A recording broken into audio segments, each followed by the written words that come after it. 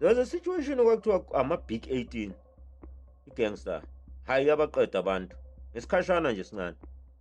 Hayi saphuma obekade neharaba, obekade nelitshe, obekade nani sayobafuna sabathola, hayi sabagxoba. Owasinda yilo waboshwa.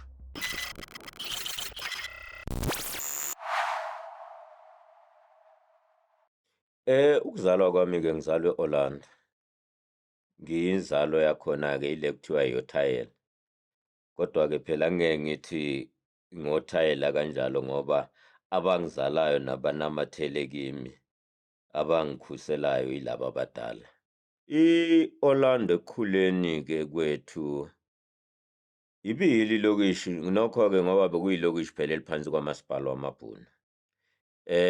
Bokunako-ke oma-black jacks, kuhlushwa abantu nge-permit, kuhlushwa abantu nge-loafer scap, uma ungasebenzi nje hhayi buzithola usenkingeni. Kanti-ke futhi impilo nje yakhona ekuthiwa-ke impilo nhlalo noma i-social mabesho-ke phecelezi ngesilungu. Kakhulukazi amasonto bewakhona ngoba phela amasonto okuqala-ke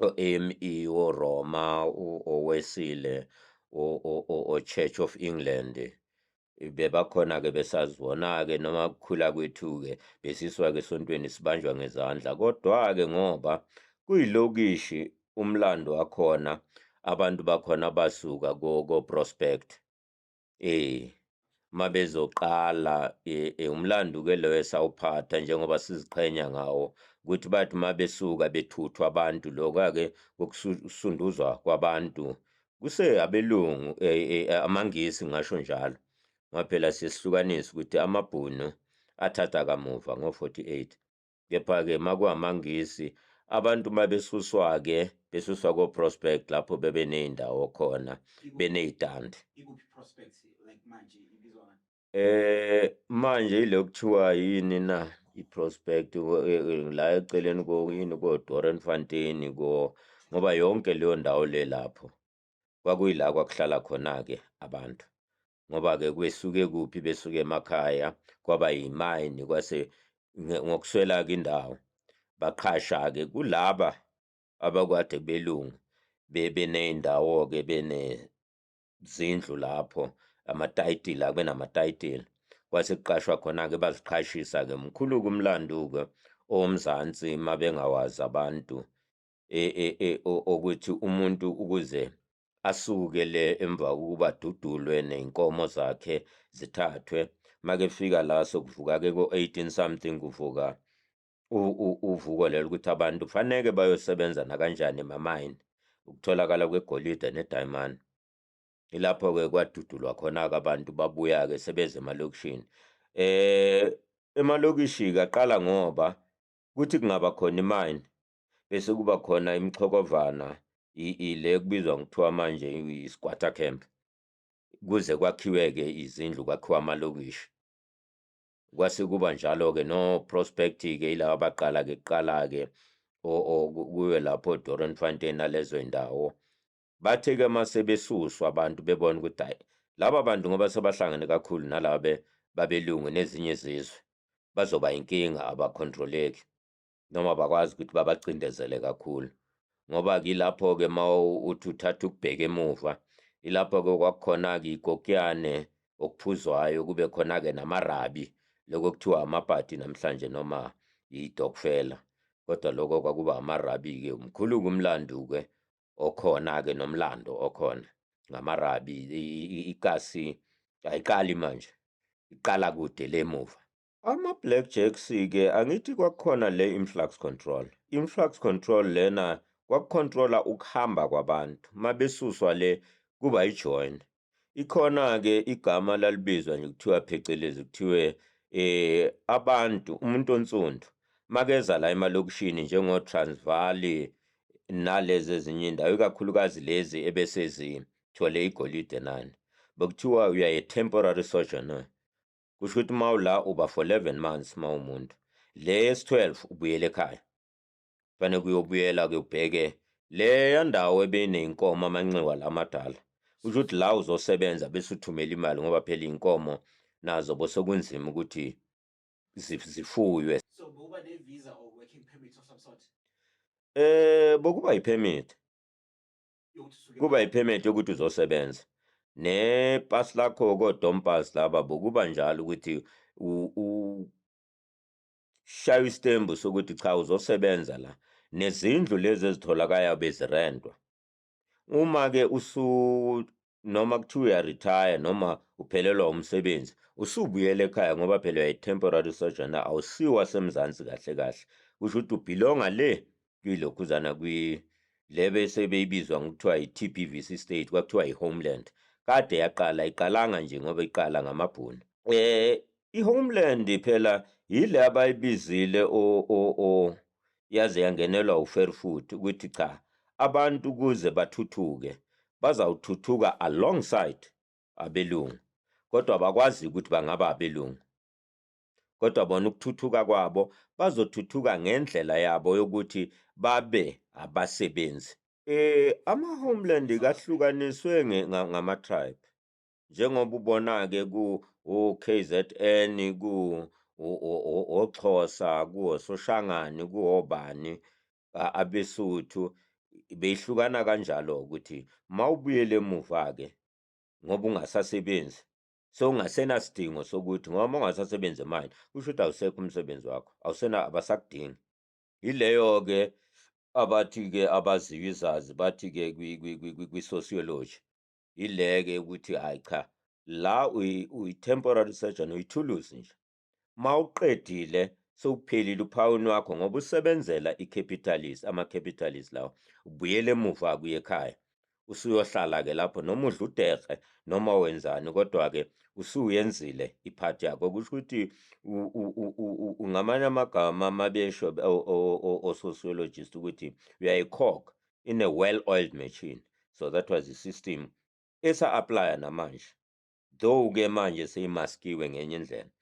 Kodwa usebenze bese ubuyele emuva leyo kwe-retirement noma kuthiwa hayi usuphelelwe umsebenzi bese ubuyele emuva usuyohlala phansi, khona kuqala impilo yakho yokuba umuntu omnyama kuleli lasemzansi. Ama-black jacks-ke ila maphoyisa-ke kamasipala esifana nokuthi manje akametro.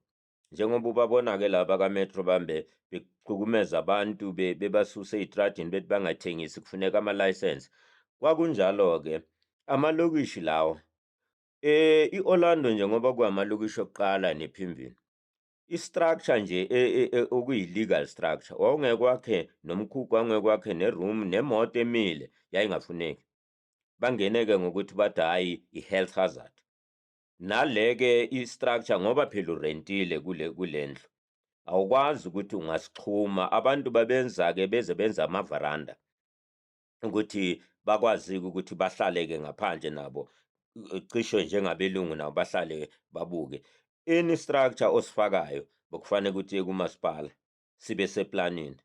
Mawungasifaka nje hayi ngoba phela urentile akusiye yakho le ndlu, kuzofika isikhathi lapho kufanele ukuthi uyishiye le ndlu uhambe ubuyele emuva. Injalo-ke imikhukhu-ke futhi esukayo isuke ngoba round about bo-40-44 umlando-ke oyinzala noma esingathi i-mother of Soweto, sine ikhehla la elingabizwa kakhulu kodwa limqoka, James Ovasonke Mpanza. uJames Ovasonke Mpanza-ke unomlando omkhulu ngisho kwabagugulayo nabenzani, kodwa-ke sibe singamthembi laba abagugulayo ngoba sebeyafakela izinto. Thina-ke simaziyo, simazi nangamehlo. Uhlala nje emgwaqweni olandela kwengihlala kuwo. Ikhehla kuMpanza lajoyina-ke ngaleso sikhathi, thatha ngithi umlando wakhona abangishiyela wona-ke laba abadala, ngoba ngiwumuntu nami othandayo ukuthi ngazi ukuthi konje imvelaphi yaselokishini yami ngaphandle kweyasekhaya ukuthi konje iqalaphi. Kwakukhona-ke i-structure noma ngathi i-organization ebikade ikhona ngaleso sikhathi sabo, abacishe babizwe ngokuthi amadodomzi, kwakuyiso lezwe.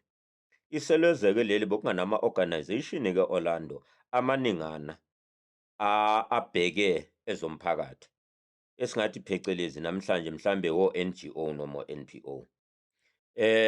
Lawo ke ibikade futhi baphinde basebenze as ama-political parties kuleso sikhathi kwi-local government. Yibo-ke njengoba kuthiwa amadodomzi ebebekade bebona ukuthi izinto zihamba kanjani, bakwazi nokuthi impilo iy'ngane zikhuliswa kanjani, besabambe leli lasemakhaya ukuthi konje ingane mayikhula inje, ingane akufanelanga ukuthi ikhulelwe, makunje ingane kufanele iye esikolweni, ingane ewumfana kufanele kwenziwe lokhu. Yiyo yonke-ke lawo ma-organization esithi-ke yila bewaphethe, ama-civic organization, yilawo bewaphethe ngaleso sikhathi, ebona ukuthi lo muntu njengoba la akawalahla amasiko, akaphumi futhi ayokwenza okunye osekuseceleni ngoba ese-influence-wa isikhathi or noma indawo akuyo. Beyisebenza kanjalo-ke lama-civic organization ngendlela yokuthi uJames Ovasonke Mpanza-ke naye kule mihlangano kuyeseleza naye kwakhuluma-ke kwabonakala ukuthi hhayi uwumuntu ohlakaniphile ngempela, ngoba kumlando wakhe-ke esuka lapho esuka khona wayeqabane neNdiya lapho esuka emuva leNatal.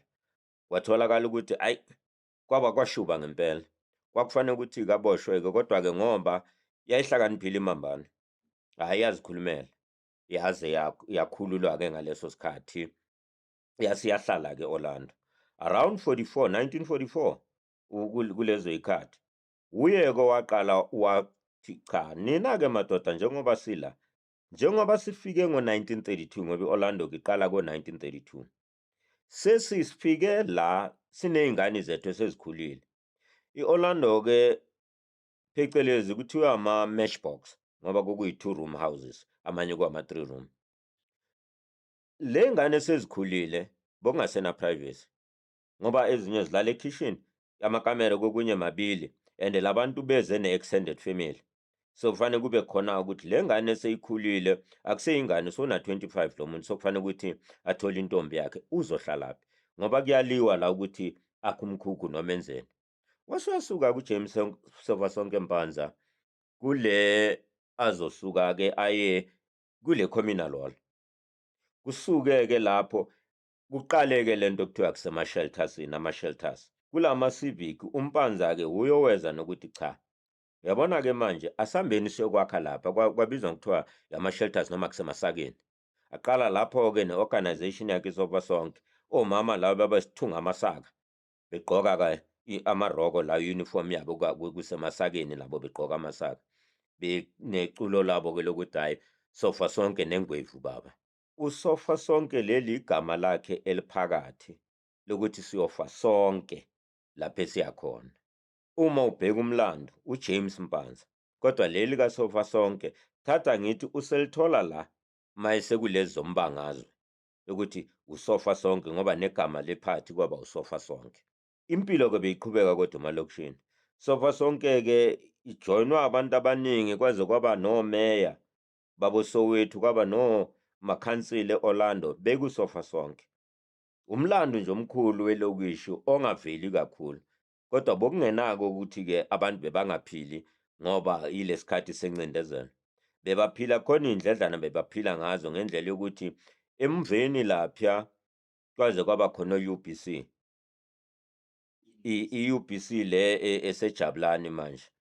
I-structure-ke naso esakhiwa yiwo kaMabhunu, kodwa-ke o-civic movements la bebakhona. Yibo-ke bebulule kuphikiswana-ke ukuthi cha, impilo izoba nje, hhayi kufanele kube nje, kuze kube khona-ke nokhetho oluba khona emalokishini. Kube khona iy'bonda, zazibizwa iy'bonda ngaleso sikhathi, okhansela.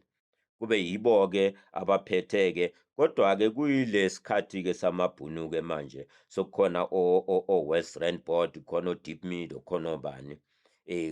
Kuhambisana nayo-ke le mithetho kamasipala wamaBhunu, ama-bylaws, lapho kungafuneki i-structure, noma-ke indaba la engahlekisa abantu ukuthi wawuthi manenza umsebenzi noma ninomngcwabo, umuntu ophuma eNatal noma yihlobo eziphumaphi, kufanele niyofuna i-permit e-ofisini kamasipala. ukuthi lo muntu i-temporary permit ukuthi uzoba khona ahambe nge-weekend. Uma engahambanga ngomsombuluko isimanga ayangena ama-blackjacks azonithutha ugqoka sambi ukuthi phela seningi out of ilokhuzana niya-trespass ngoba i-permit le sisiphelile isikhathi sakho ukuthi ube la. So bakuhlala-ke phakathi kwalezo zimo lezo. Noma izindlu lezi kuthiwe hhayi indlu iyavalwa, umuntu wakweleta nje irenti, hhayi kuthiwa indlu seyivaliwe, soyakhishwa umuntu. Isimanga ukuthi namhlanje ingeke ivalwe nje, kodwa indlu lapho yayivalwa ifakwe ingithi. Abantu ngendlela babengakhona, hhayi babesalungile abantu ngoba zazikhishwelwa iy'mpahla zabo ngaphandle. Uthola abantu sebahleli kula makhaza nje kusebusika, ukubathola behleli ngaphandle kuthiwa ivaliwe indlu, kuyinto enkulu. Ile yenza ukuthi nezalukwazi ezisizalayo zibe novalo ukuthi heyi, irenti iyabhadalwa, yangekho i-service boycott ngoba irenti nje iyabhadalwa. Ngisho zokungena ugesi in the 70s kwakunjalo ukuthi izalukwazi ingako zithanda ukubhadala ngoba zisabani ukuthi heyi konje zizawudliwelwa izindlu. Igama lithi sizowudliwela indlu la. Mase idliwe indlu, hhayi usenkingeni. Kufanele ukuthi uthuthe noma ngamadonki noma ngamahashi noma ngani, ubuyele kwelakini noma ubuyela kwaZulu noma ubuyela kwaXhosa noma ubuyela lapho, kodwa uyazibona ukuthi uphuma kanjani, uzibona ukuthi ufana nobani. So yizo zonke-ke iy'gigaba-ke nezimo obokuphila phansi kwazo. O-blackjacks laba baqhamuke-ke noma kungasebenzi, yibo bo-blackjacks futhi bebafike badlule kuwe bakulokhuzane. Uma nimile nje, uma ungafundi uzosho ukuthi ingani ungayanga esikoleni. Ma ungasebenzi uzochaza.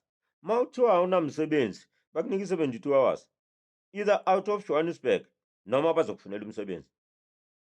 Uzoya ka-railway noma uye kuphi. Lapho nje eziphethwe urhulumende ushona khona bakunika umsebenzi. Ukuthi uyophakamisa isiporo noma uyenzani sekuyophuma khona. Uzosebenza kodwa ngenkani ngoba uzogweshwa. Uthi awusebenzi? Ilofelskrap, and ama-blackjacks lawa bewazi ukuthi sowubuyile manje uqedile isigwebo sakho, bazokulanda. Uma uqeda ukubuya nje bayakulanda ukuthi ukuphi wena, bathi section.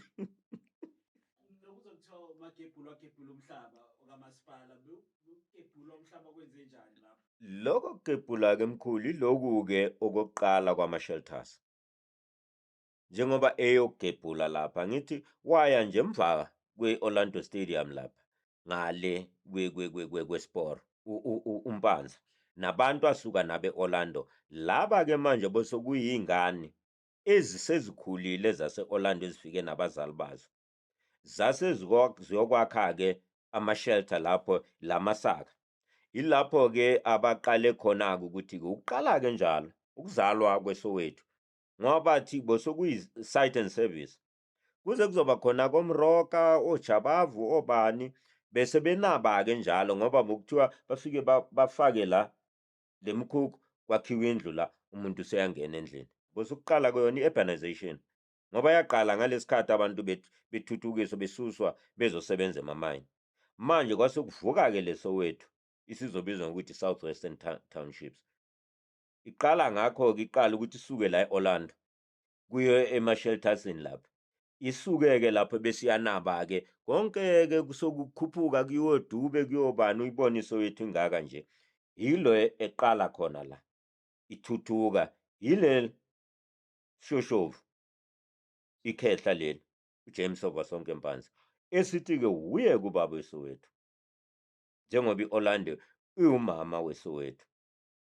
Yile-ke esiye sizishaye-ke isifuba sithi-ke cha, no-76 yabazukulu bethu osiyezi bezukulu be-Orlando abaqala babona ukuthi cha, manje sesifike kuleli zinga akwenzeke lokho kwenzeka. Ingakho-ke kukhona-ke baningi-ke abakhona abase-Orlando, kodwa wavelela phambili-ke esena-16, 17 uMasibuko uSeth.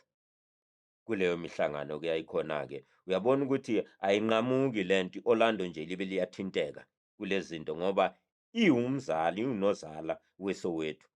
Njengoba iSoweto idumile izalwa yi-Orlando le. Ingakho-ke i-Orlando-ke iwumlando yona ngokwayo. Ayinamlando ongako kodwa iwumlando yona ngokwayo. Ngoba uma uyazi ne-stadium esikhona sakhiwa ngomlotha esasikhona. Esamanje nje lesi-ke sesakhiwa nge-18.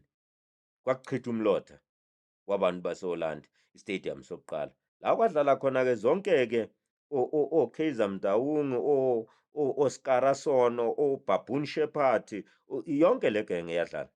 No-Pirates babejima la eceleni nje kwe-DOCC kuseyi-Donaldson Center.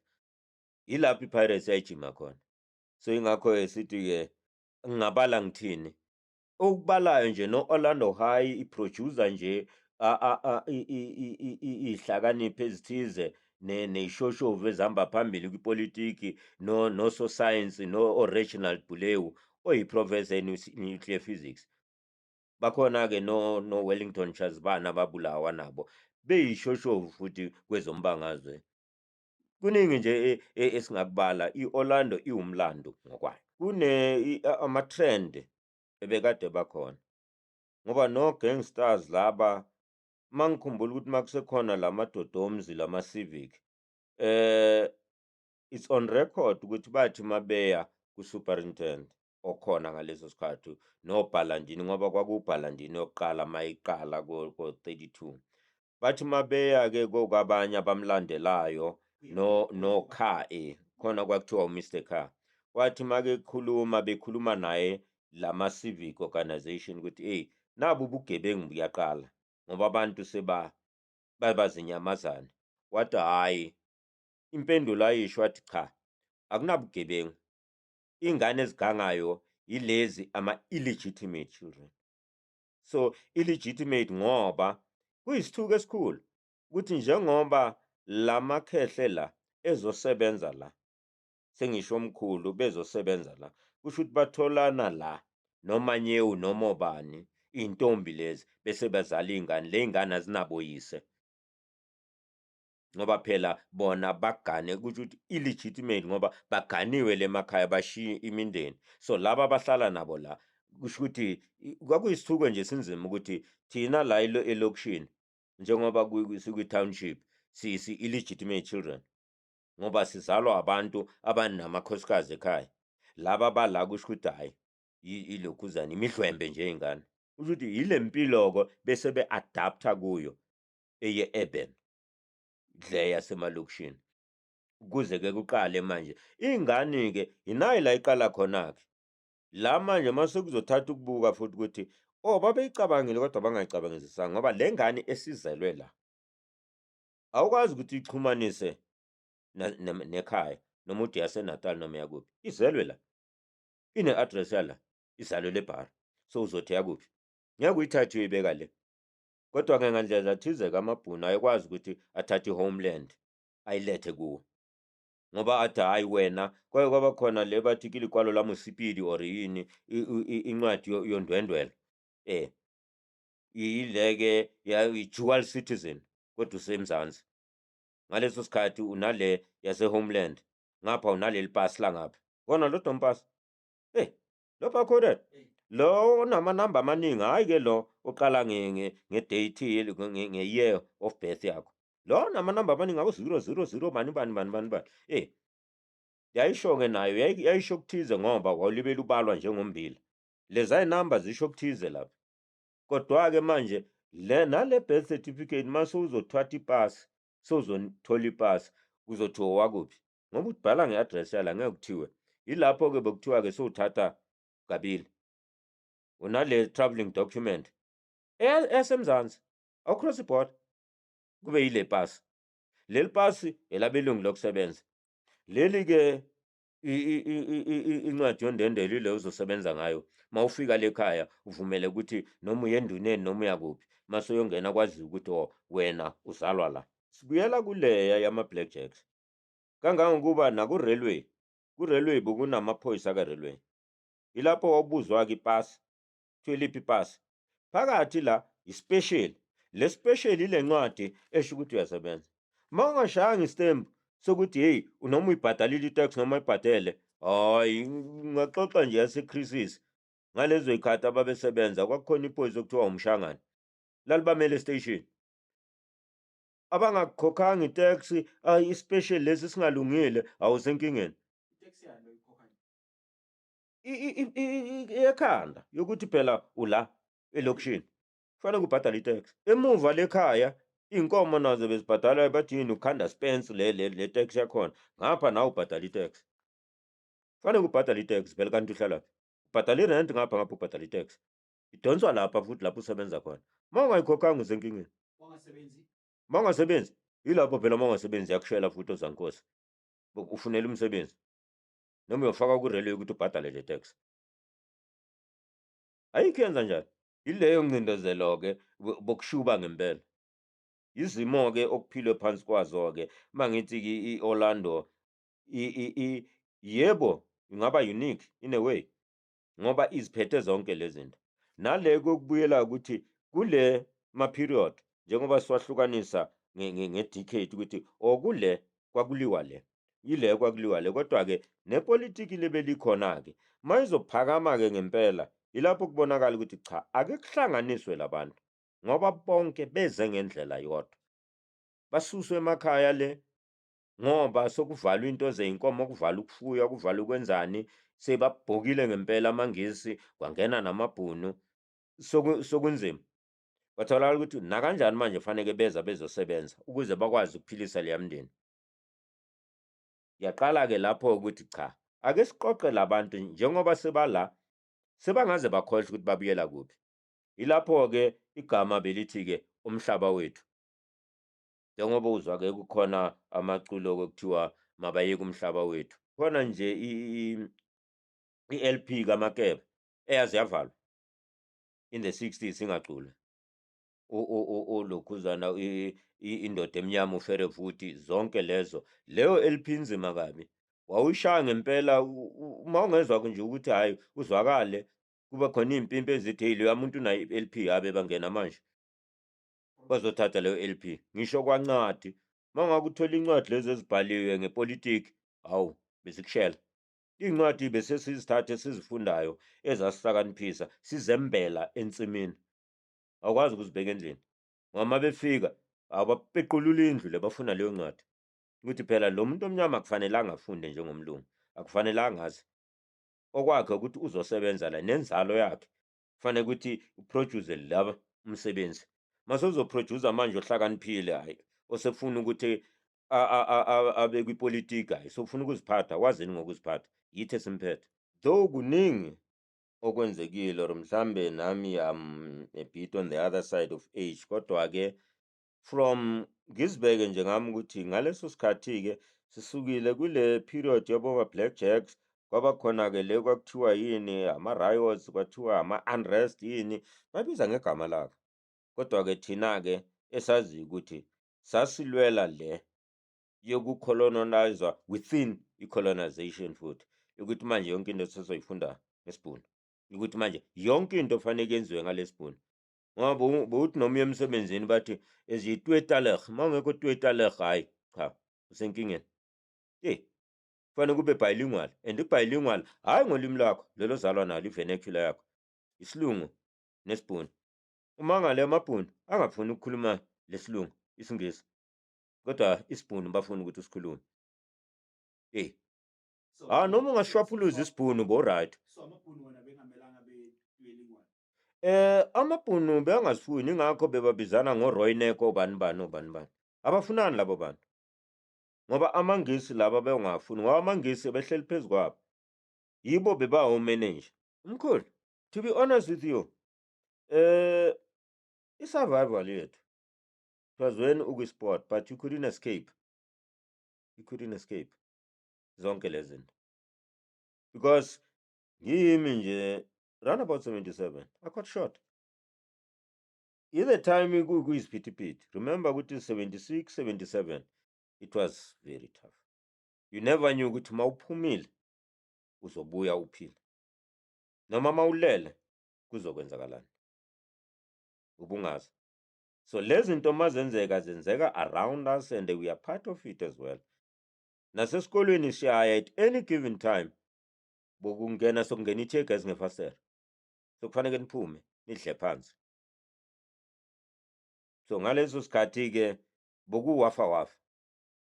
So a lot of people, this is why uthola ukuthi ezinye insizwa abanye they manage ukuthi ba escape baye ku-exile, abanye benza into zabo kwaba nje ileso siphithiphithi. Kodwa-ke at the end of the day we managed to survive because besingeke sihambe sonke. So that's where also-ke one of the survivals-ke ukuthi uba kwi-sport kukhona into oyenzayo, you keep the fires burning around because mase sihambe sonke who's going to arhabulise laba abanye abasele. So lo mhabuliso-ke ukuthi cha njengoba behambile bashile amakhaya bayolwelizwe ngapha thina senzani because there cannot be a lull. This is why then we manage ukuthi siphusheke through bolokhuzana bo-black consciousness, si-conscientize abantu ukuthi people should be ready so that they kungabi nje ne-lull. Yes, there was a lull because there was nothing that is happening, but there was a lot that was happening. Hence the 76 and the about 86, and then though-ke lapha-ke I would call them enemy by then because Lamapunu as in a trick. Then there was black on black, which was pushed. Manje ukuthi okay, laba ngathi baba above because i-idea la emabhunwini ukuthi mawufundile uyingozi. But-ke we're not politicians, but-ke we can't remove politics from us, or you can't remove ourselves from politics. Kodwa-ke mangisho ukuthi lilo Jabulani kaXaba-ke omoldwe yizo zonke lezimo up to the point yokuthi zonke engizibalayo zikhona ngingenile kuzo. Isport ngingenile kuzo. I had a team and I trained them in the 80s. Was involved with SGPs up to the highest level. I mean, provincial and national. And even esiphoyiseni la crime fighting. Immediately after the new dispensation, go community policing forum. I was once a secretary there. So ukuze sizoba ngapha futhi kuyilokuzana kwi-organization the NPOE, Orlando Community Patrol Group Against Crime. Kanti nakwi-sport at the highest level, by the time apartheid was at the height, khona iSOSCO, Soweto Sports Congress, sino Junior Amoba and what have you, where we had to initiate amalokuzana ama-boycotts and what have you.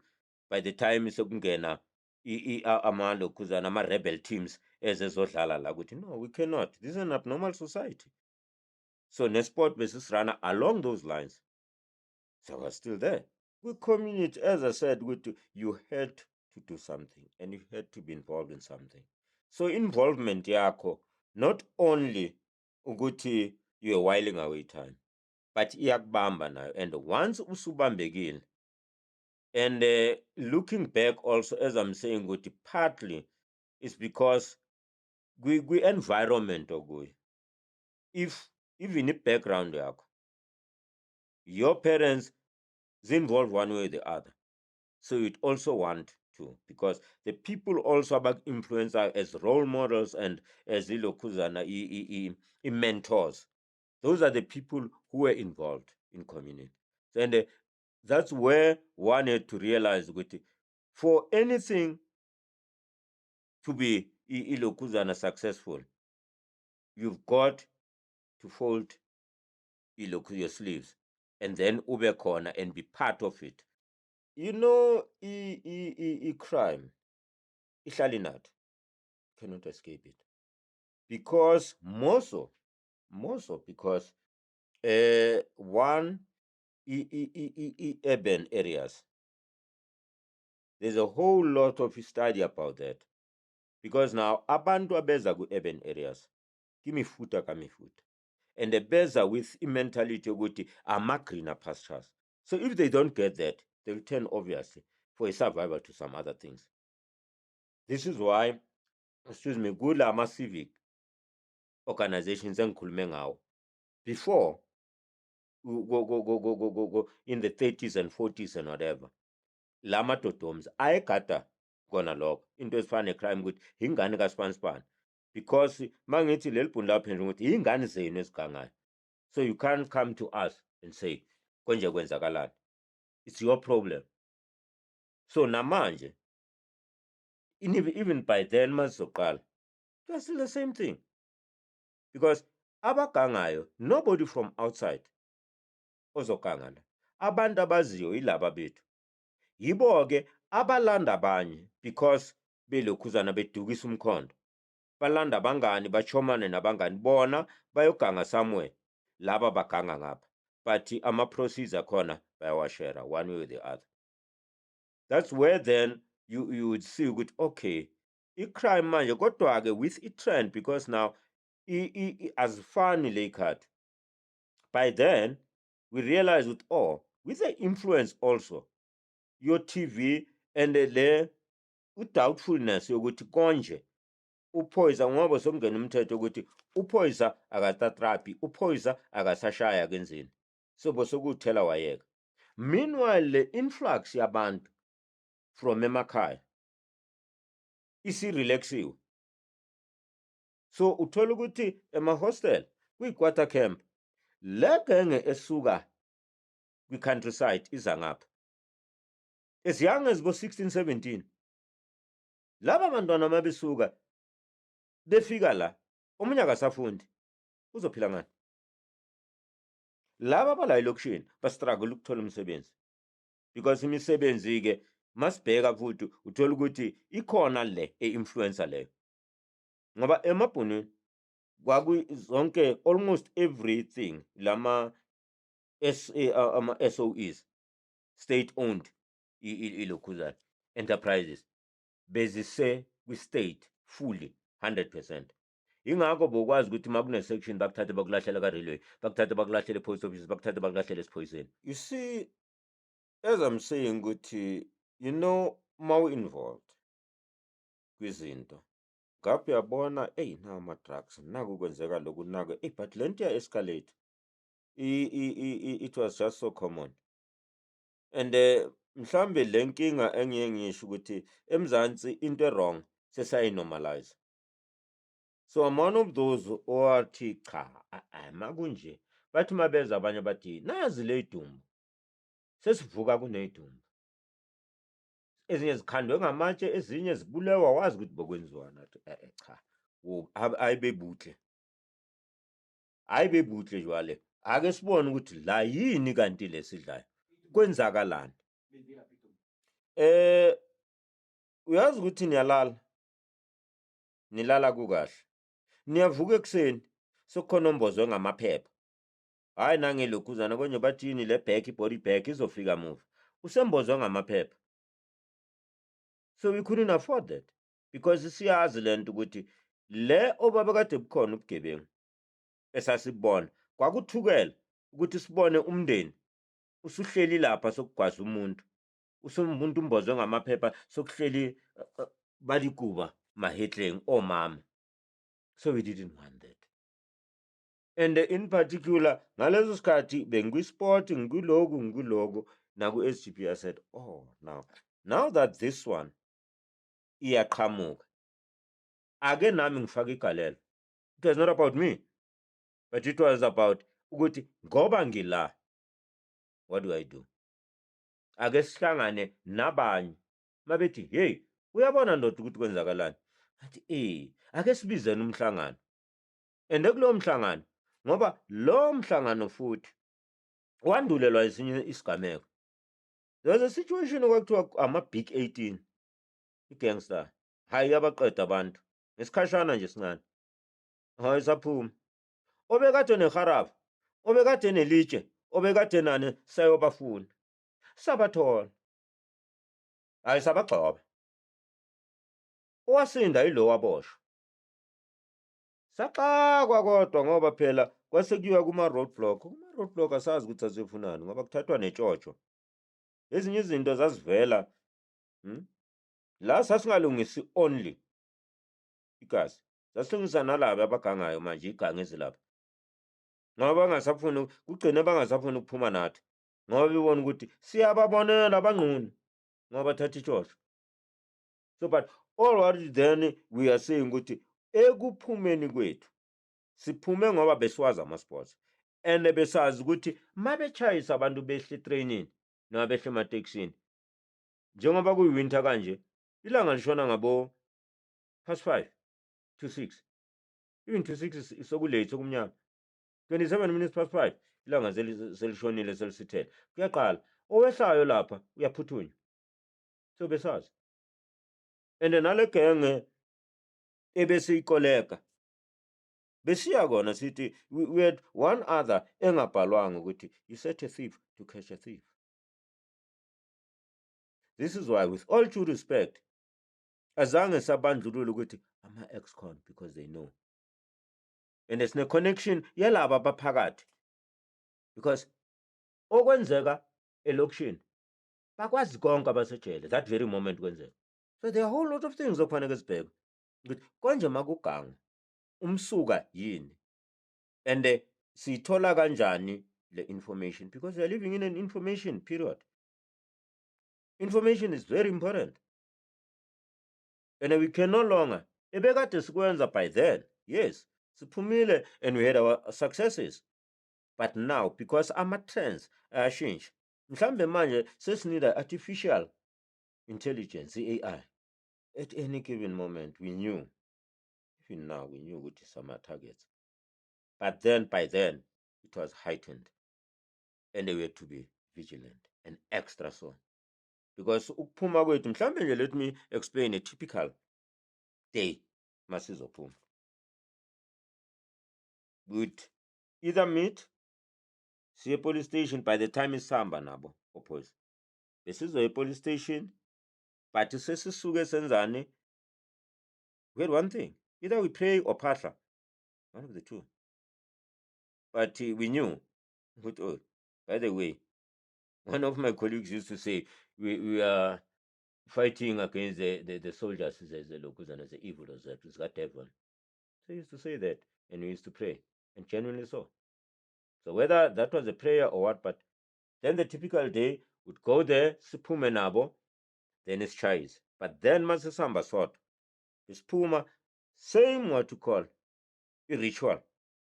Siphumeke, sigcwale iganga, siyofuna. But there's this particular day.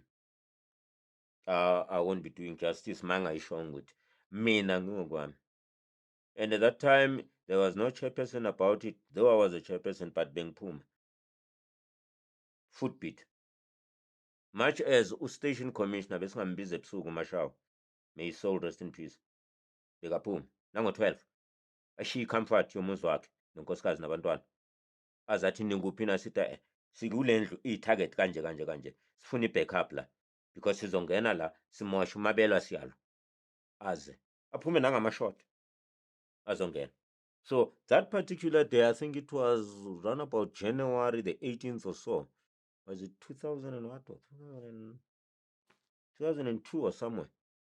Or 2003. Good January.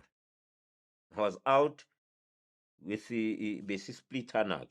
Okay, nina niphuma ngapha nina niphuma ngoba siyazi nje imap ye-Orlando isemqondweni ukuthi akutarget ama-hotspot. That day we targeted besiphoza target i-hotspot mawungene Orlando from eDeepkloof kwi-Soweto freeway.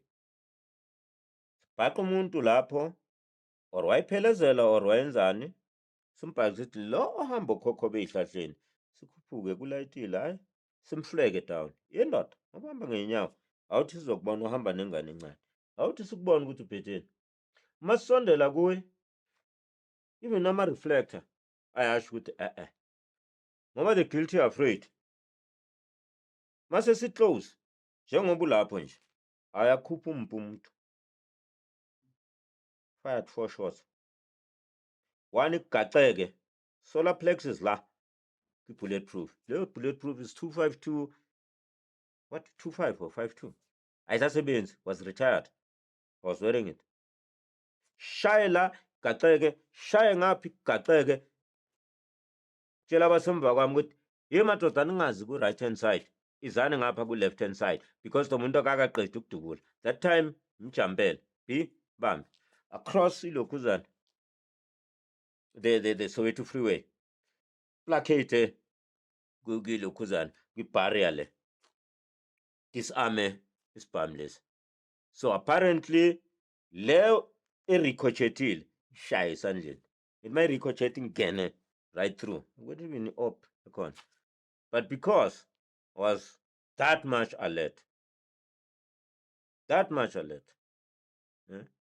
The colleague says, hey, let's pamla. I had to hold it. No left. You're not. But lo muntu asimsuseni la manje. But not uzoma kanjani. Angimolekekanga. Le igaxekela, le ila. So ingene yangena esandleni. So le gaxekile lamanye awizile phansi ngathi we are getting back to the station. Asikwazi ukumala. Uzoza umphakathi umbulale lo muntu. Usesezandleni zethu simbambile. Simbophile manje lo muntu. Ukuze ayovalela asahambeni naye. By the time umphakathi ubizana ngempempe wenzani, we already moved. Right down to ilokuzane iCaroline ilokuzane filling station. My colleagues, they wanted to move this person. And they would actually kill. But I said, not a chance.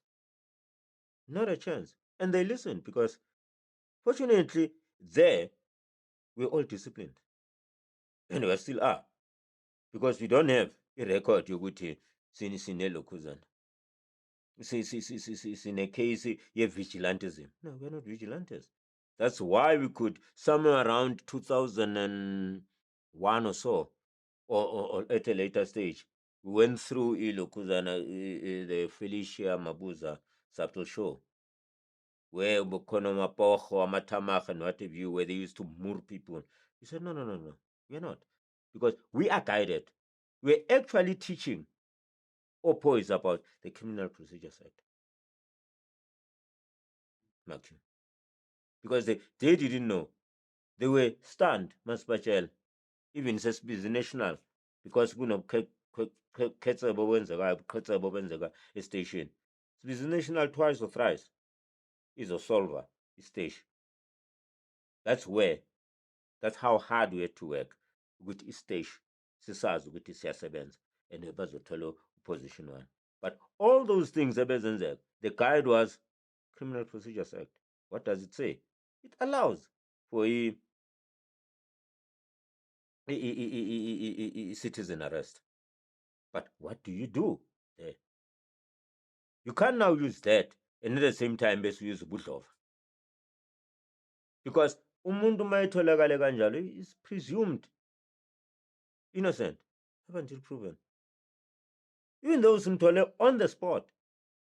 Because now if we sibulali evidence,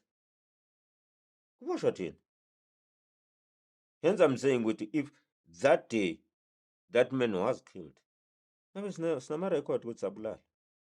So we're not happy, but we want it to clean.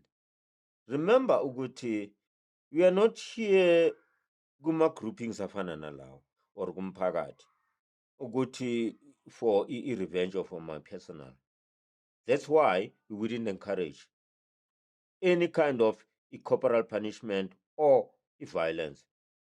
Imagine somebody comes to me and say, hey, yazi ingane kamaspanspan yenze 1 2 3. Lama incidents enzekile amaningi with other communities and they lost people. Why? Because baphenduke baba iqhwaga or a cannon fodder bayuzwe abanye abantu ukuthi umphakathi siyawazi uzwana. So makethi leya muntu hey umntana kaSpanspan is suspect or huye on. But who's among us obekade khona? There's no witness, eyewitness. Uzoprova yini? Icourt. Uyivulile na icase mawuthi umntana kaMaspanbani. Asikwazi ukuthatha umntana omuntu somdampa lapha or sithatha umntana omuntu simgcobe. Hence safundisa no focus for CID ukuthi give us the case numbers. Siyobafuna labantu ngoba siselokishini siyabazi. Wena uphuma lapho uphuma khona uqhashile elokishini awubazi. So thina sizokufunela yena ngecase number. Siyawazi ukufika kube siboshwe na case number and arrest. You got a right to remain silent. Simnika wonke ama-rights akhe then siyomvalela. Nothini if icourt yamkhipha kuzobe i-evidence kabani? Kwa-CID. Akenzanga investigation yakhe. But thina we've done our job. Simremovile lo muntu okuthiwa allegedly did 1 2 3. So now le okuzothiwa yes yenifebe ukuthi umphakathi uhlangane but ngayiphi indlela na, let's also be imqondo yethu sibe sengqondweni, because le kathela wayeka ngathi sisetshwaleni sonke masisekhwayeni or sisetshwaleni sikhohlisana lapho sithi hayi sesiyaphuma siyoma. What if kwenzeka kuwo? You're the first. And what if awuzwani nomakhelwane? Elokishini zikhona lezi zinto ukuthi awuzwani nomakhelwane. Abanye bayuza thina. Uyazi ukuthi omunye ingane yakhe ithef le abayilwelayo yama-drugs. Uzodaya lapha kuthengiswa ama-drugs hambe siyo. Meanwhile naye kanti uvikelo kwakhe. Yena khona izinto azenzayo ugqiba abantu naye ejardini. So where are we? So umphakathi uyayuzwa. Khona nabafikayo abazofika bathi, "Hey man, asihambeni siyoma." Siyomgcoba ngoba wenzeni? I mean even in issues zama-rape. But because we are no longer that active and that agile ukuthi sihambe sigcwale itrati, asakwazi ukuthi siphume because nakhona it would be risky. We were lucky in all the years ebesikade si-active siphuma literally estradini, we never had a casualty. I took the bullet, I swallowed it and spit it back. So nobody else. That's what I prayed for. And that's what I phahlat ukuthi hey, yazini kungahambi ingane yomuntu. So I won't say we're lucky, but because if you work hard, you become. And you become this invincible at times. But hey, konje lawyer aga. Or laba aba. So but as it is now, we're not doing it for ourselves. And even now I'm saying it's not for myself, but it's to encourage abanye ukuthi, you know what, take the baton. But you can't take a baton if une ego. Kulo msebenzi, as I'm encouraging people ukuthi they must know ukuthi why are they doing some of these things. If you volunteer, you're strictly volunteering. But then the guilty are afraid. Khona abantu abafeel threatened. Umsebenzi wethu was politicized, was everything, you name it. La besibhekane negebengu, ama-syndicates, besibhekane ngaleso sikhathi oClever abathi hayi siyintshongolozi ibuko shuthi siyibhayi siyimpimpi. Besibhekane no sopolitiki as I've said, besibhekane nabanye abanama ego abo. Abanye nje plain envy ukuthi konje nami ngabe yenziwa yimi lento. That's where esahlangana khona nenkinga.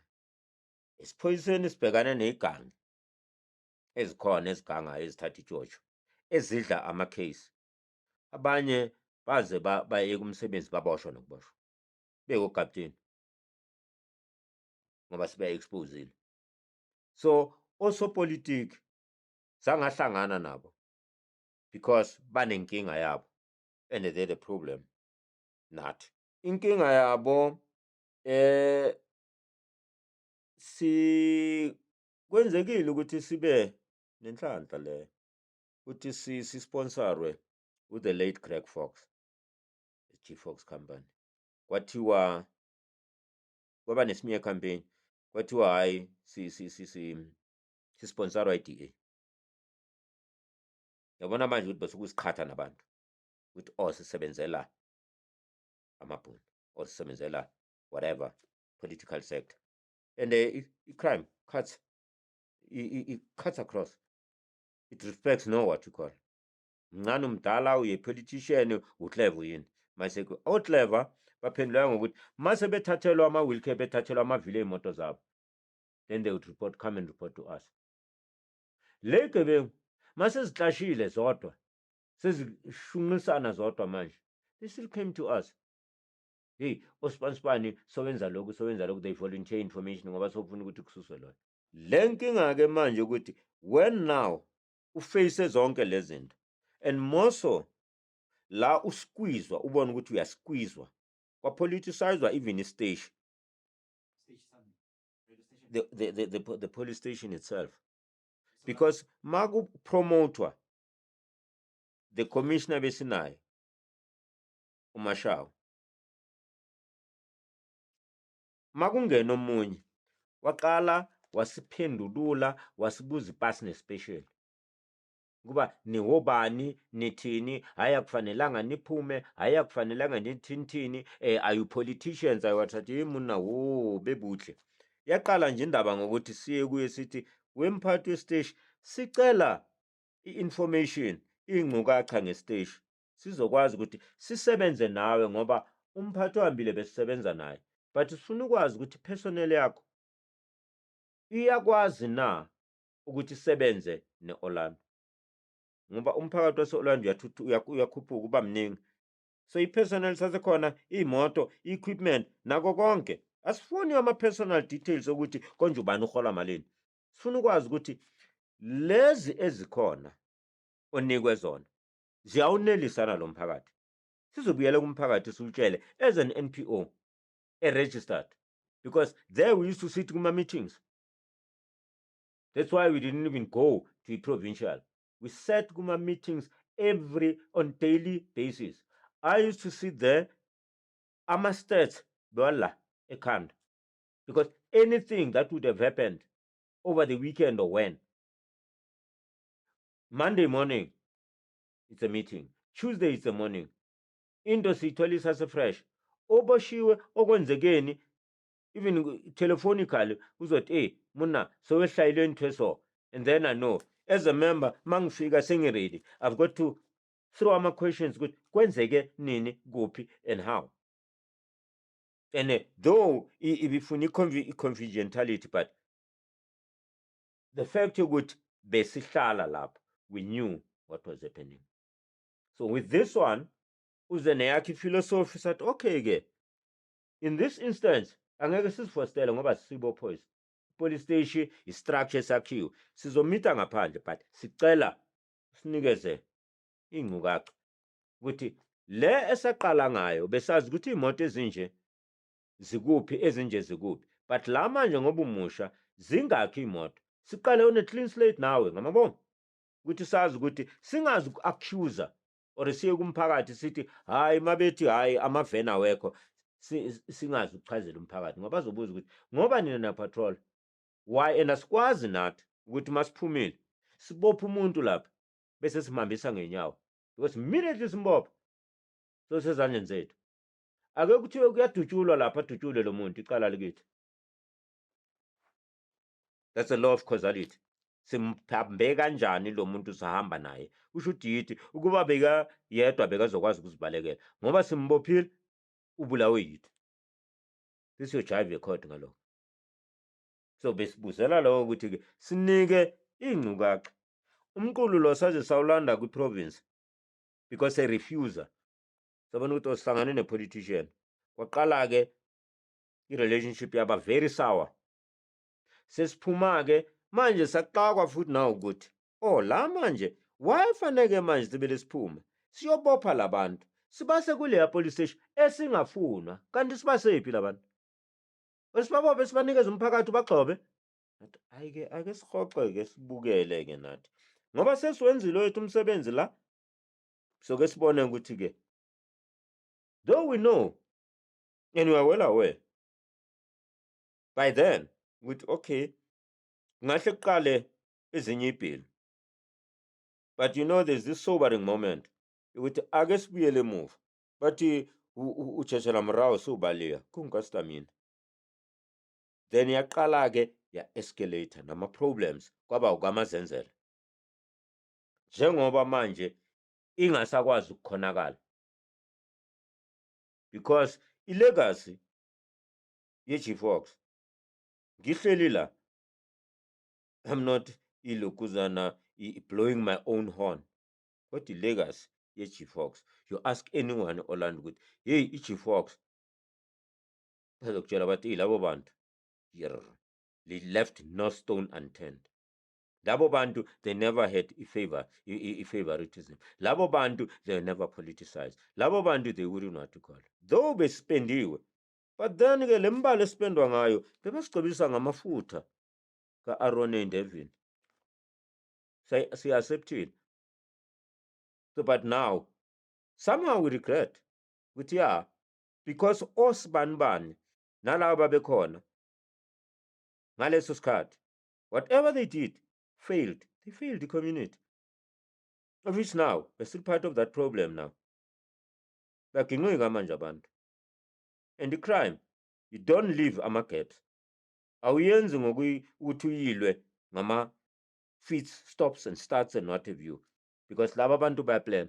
And once they know ukuthi a particular group ebekade powerful or ebekade isikhona, isolated, then bazobangenela abantu. So that is how. Hlakaniphile laba bantu phela. Asidili nama-robots. Sidila nabantu abaziyo kahle, they are up to date ukuthi kwenzakalani. So this is why manje they are daring le ntwana. Omafinyela abancane, but they are daring. So it's not surprising ukuthi 15 or 14 baphatha ibhamba dubula abantu.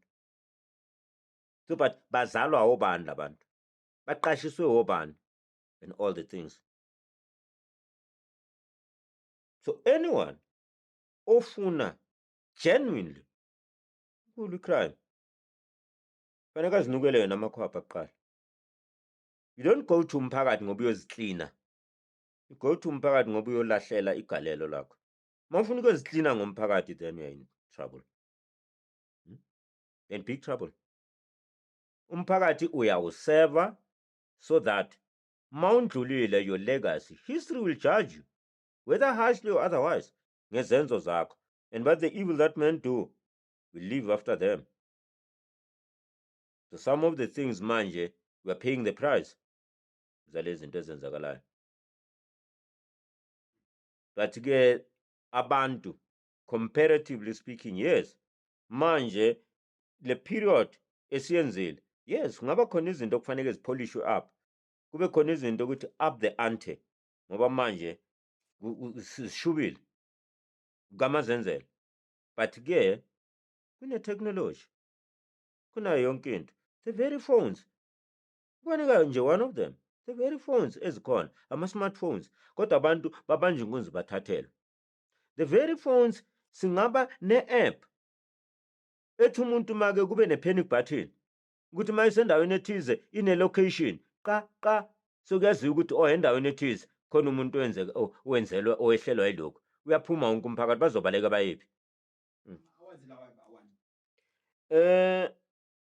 The one that we received, when was it now? 9th June somewhere. What year was it? Can't even remember the year. A chat, which was, maybe the title or Lokuzana, the heading was "We Will Overcome." Orlando Community Patrol Group Against Crime. That was the award then we received as a certificate and a sum total of 10,000. That was the very first one in recognition of whatever work we did. And then we also then had recommendations or whatever, and also my press releases then where we were. There was one somewhere around February 2002 with Jan Smith. That was probably the introduction. That was the lady over Lokuzani journalist with Star newspaper who took our story, and then the same kind of interview that we had, and then this then it's our certificate. Yeah, the registration, Orlando Community Patrol Group Against Crime, organization's name entered into the register on 29th June 2005, registration number 041583 NPO. So that should be the same. And then we had then recommendations then from your senior prosecutor and a senior magistrate from Orlando, with all the work that we've done then. Apparently there were also is a certificate from the very community policing forum. that were awarded to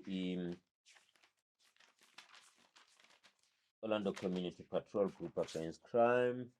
What year was that? Now I can't even see the year here. Oh, 2001. Greater Orlando Policing Forum Certificate of Appreciation awarded to Orlando East Community Patrol Group for their selfless dedication, determination, and discipline to fight crime in the Greater Orlando Policing Area. That would be Orlando East, Dube, Orlando West, yeah, Lahlamlens and North Gassag. So that would be your Namzam. So then it was signed by Sichaba Kumalo the late and also the late Commissioner N.G. Mashau. The one then, a Rainmaker, that one then was received from Soweto South College in recognition, the Rainmaker. Then I was just out of the blue, somebody nominated me to be, as a Rainmaker of the Year. By then, I don't know what rain did I bring, yeah, muchachi. So, but apparently then, that also I dedicated to the team and all the other teams that I worked with, I mean, be it Orlando Community Patrol Group, be it your SGB, be it your whoever, I mean. So, also at the same time, if you serve the community, then whatever they say, there we appreciate, it's enough. You don't look for a monetary or whatever. This is what you call, because it's only the legacy that is there and the history will judge you good. Were you truthful or what? So I can't go back to the community and say, hey, but you owe me. No. Maybe just to emphasize something here which is very important for communities. Moso when kukhulunywa ngelokhuzana ngecrime. Crime le, it's nothing new. It's nothing new. But people should be very much aware also, babe maybe methodical and bake basebenzise umqondo kancane ukuthi causes a crime yini. Abahlale phansi balokhuzana bazibuze, because there are so many things ezingaba ama-possible causes and as a contributor to the crime. Because yes, we are crying wolf now, we're crying murder with this crime. Yeah, escalate. But the question engizoyi-emphasize ukuthi uma uhleli lapha umntana wakho engena nomgodla, engena nesiphuthelwana, umazi kahle ukuthi akasebenzi, uthi uhereze kuphi, uhasile kuphi. Somebody may be dead. Somebody may have lost something. Is it not crime? Asiqale kithi kuqala. If thina siyaziklina thina, then we can be able ukuyoklina laba abaphezulu ukuthi nina bosopolitiki ngale corruption yenu niyasibulala nani. But if thina sifilthare lapha enzansi siyayenza, then expect ukuthi lapha phezulu bayeke ama-processes. There's a lot of things that are happening ngoba singekho straight. Let us be straight. So masiya entweni moso i-crime, we look at izinto ezifana nabo Criminal Procedures Act. Ithini? Because there's no point ukuthi sikhombe umuntu simsukele, the next thing we cannot back it up. Masifika senza nomsebenzi wophoyisa ube nzima because sisukele umuntu simkhombe. Masine evidence asingahlali also because umzala wami, I don't want to ukulokhuzana ukutestify. Why not? Khona into engiyifihlayo. Why? Mase ikuwe kodwa ufuna wonke umuntu akutestify against lo muntu okumosela. No ways. What the left does, the right hand must know. So ngeke ukuthi unezandla eziyi-2 zenza into ezi-different. Doesn't. It's not possible. Izandla ziyakhezana.